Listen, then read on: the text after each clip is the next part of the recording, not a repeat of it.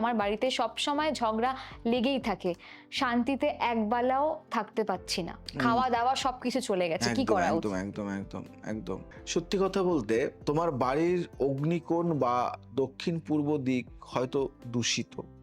যদি এই দিকে জল বা আবর্জনা থাকে, তবে সেই বাড়িতে গৃহকর্তার সম্মান এবং শান্তি দুটোই নষ্ট হয়।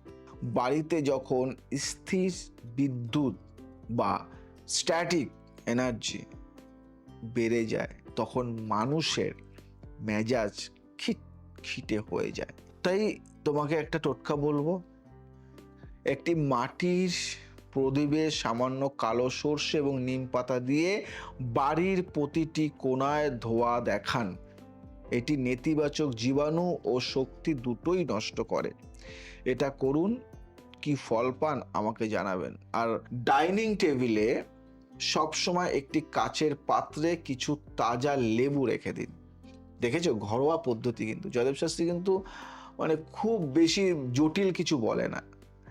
লেবু কিন্তু নেতিবাচক ভাইব্রেশন শুষে নেয়। আমাদের সবজি দিয়েও আমাদের অনেক কাজ হয়, তাই তো? একদম।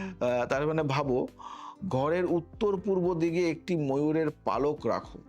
এটি পরিবারের সদস্যদের মধ্যে সম্পর্কের তিক্ততা অনেকটা কমিয়ে দেয় এবং সম্পর্কের মধ্যে একটা মিল বাড়ায়। এইগুলি করো, দারুণ রেজাল্ট পাবে।